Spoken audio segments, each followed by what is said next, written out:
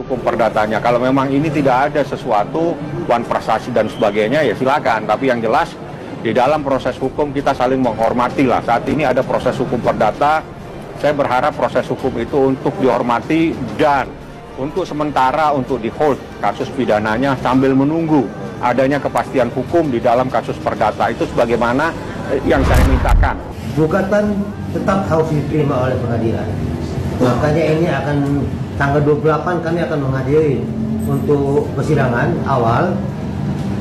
Karena awal bagaimanapun ini harus kami tanggapi. Walaupun sebenarnya ini kasus gugatan wan prestasi menjadi bahan kami merenung kembali.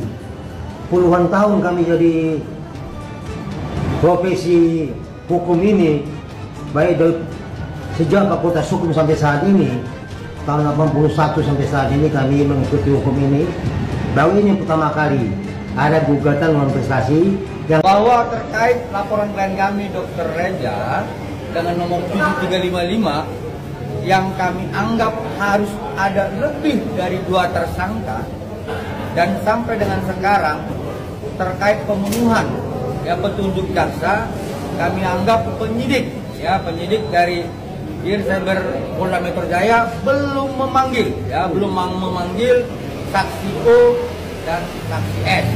Artinya adalah bahwa dengan perbuatan seperti itu, maka kemudian hari ini kami menyampaikan kepada Bapak Kapolri melalui surat kami untuk dilakukan gelar perkara khusus. Itu berkaitan dengan Perkap nomor 6 tahun 2019 di pasal 33. Kaitannya dengan satu, kami ingin mempertanyakan di gelar perkara khusus itu kendala apa yang dialami oleh penyidik, sehingga kemudian tidak memanggil saksi S dan saksi U. Jadi jangan nanti dugaan kami terbukti adanya pihak-pihak lain menghalang-halangi penyidikan. Dan kemudian di dalam gelar perkara khusus tersebut kami menginginkan agar dibukakan hasil uji lab forensik terhadap handphone yang sudah disita, terkait handphone dari inisial O, inisial S, dan inisial SM dan IM, karena kami yakin dan percaya dari 4 peristiwa ini ada kaitannya, sehingga dugaan kami dari awal tidak boleh 2 tersangka. Seperti itu. Ada menyampaikan perjanjian Nikita Mirzani harus tertulis. Kalau nggak tertulis maka nggak sah. Itu menurut saya salah. Jadi, perjanjian itu ada 2 jenisnya, tertulis dan perjanjian lisan. Dua-duanya sah. Akan tetapi harus memenuhi syarat-syarat sebagaimana pasal 1320 BW Kitab Undang-Undang Hukum Perdata. Salah satunya adalah adanya kecakapan, adanya kesepakatan, suatu tertentu perjanjian yang disepakati, kausa yang halal. Syarat sebagaimana 1320 itu harus terpenuhi sehingga perjanjian itu bisa dinyatakan sah. Jadi perjanjian itu bisa tertulis, bisa juga lisan, tergantung bagaimana nanti pembuktiannya. Bisa dibuktikan bahwa memang itu ada perjanjian sebagaimana syarat yang saya sebutkan tadi pasal 1320, sama-sama sah. Nah, ini komentar menarik dan benar adanya ya guys. Jadi turut tergugat 1 dalam perkara ini memang bukan karena Kapolri dianggap melakukan wan prestasi melainkan karena perannya penting dalam proses penarikan kembali uang sebesar 3,4 miliar rupiah dari developer rumah, yaitu tergugat 3. Nah, secara hukum perdata turut tergugat adalah pihak yang tidak dituntut untuk bertanggung jawab secara langsung, tetapi biasanya keterangannya atau keterlibatannya diperlukan agar sengketa dapat diputus secara adil dan menyeluruh. Ini sesuai dengan asas litigasi efektif, supaya tidak perlu ada gugatan baru hanya untuk mengklarifikasi satu pihak yang terkait secara tidak langsung. Nah, ini menjawab bahwa nampaknya relevan bahwa Kapolri atau kepolisian dimasukkan sebagai turut tergugat, karena memang diduga menjadi pihak yang memfasilitasi pengembalian uang tersebut dari developer Gereja Gladys. Karena secara logika hukum tanpa keterlibatan mereka dalam proses hukum, dalil penarikan uang sebesar kurang lebih 3,4 miliar dari perusahaan rumah harusnya sih tidak bisa berdiri utuh ya di pengadilan perdata. Seperti itu. Jadi mengapa ada satu mata rantai atau beberapa mata rantai yang berusaha diputus oleh siapa? Untuk netizen yang waras pasti mempertanyakan hal ini. Tapi bagi netizen yang tidak waras, pasti mikirnya ini hal yang biasa saja. Emang seharusnya cuman NM dan IM yang ditahan dan tidak perlu ada pemeriksaan yang lain. Padahal sejak awal yang dipanggil itu dan disita HP-nya sebagai barang bukti ada 4 orang. Ada 4 tanggal yang dilaporkan, 4 peristiwa yang dilaporkan. Kenapa hanya 2 yang naik? 2-nya lagi mana? Bagi netizen yang waras dan kritis pasti mempertanyakan hal ini nih. Tapi bagi netizen yang memang otaknya itu ada pemerasan, mental pembuli, mental penghina, mental pemfitnah, pasti mikirnya ini kasus mah wajar-wajar saja.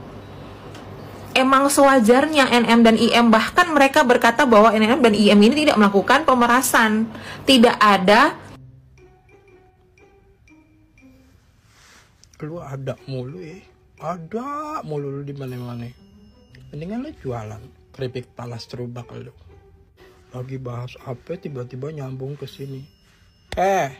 Gue lagi bahas iCloud. Beda sama masalah NM sama bos lu. Ada ya pemerasan nyari-nyari orang. Mau duit berapa? Sampai tawar-menawar. Ada pemerasan kayak gitu Tales. Ini gue lagi ngomongin iCloud ya, yang dimana kalau lo nggak bayar iCloud ya, fiturnya di offin sama mereka, jadi beda. Kecuali kalau NM ngancem nih misalnya nih, lo kalau nggak bayar pokoknya keluarga lo habis sama gue. Nah itu kayak iCloud ini ya, kalau nggak bayar fiturnya di offin. Tapi gue tahu isi hati lo lah. Kan NM ngancem kalau misalnya nggak bayar produknya bakal dikasih tahu, bakal disebar luasin. Ya karena produk bos lu emang nggak bener nipu. Jadi harus dikasih tahu nih sama seluruh Indonesia kalau produk bos lu itu nggak bener, tipu lu. Jadi kata gue mendingan lu balik aja deh, lu jualan aja deh keripik talas cerubak lu deh.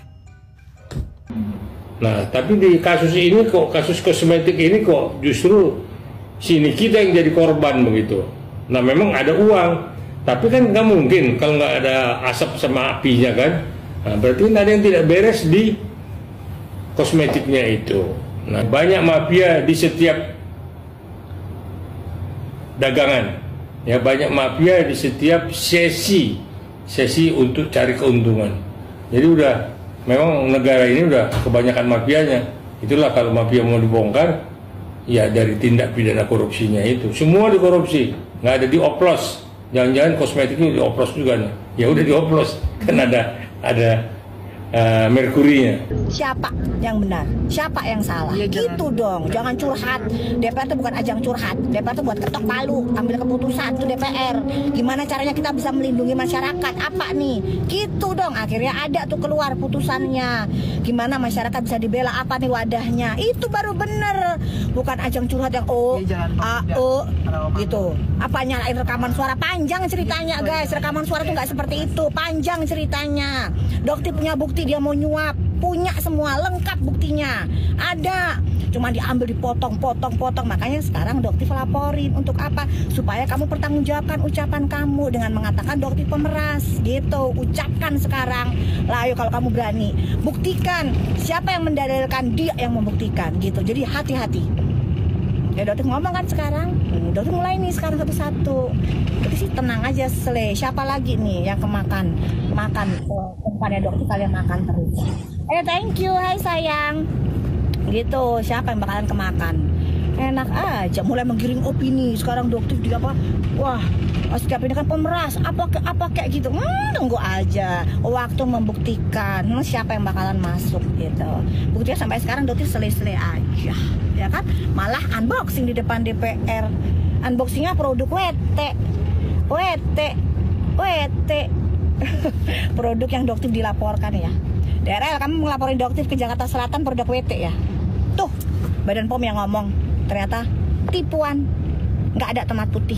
Gimana dong? Mau dicabut nggak itu? Ntar Dokti balik serang kamu ya. Dokti balik serang kamu. Tunggu aja. Saya kan nggak terbukti. Tunggu aja. Itu kita. Iya. Oke guys ya. Persiapan untuk pelimpahan berkas perkara. Kenapa? JPO betul-betul harus jelimet.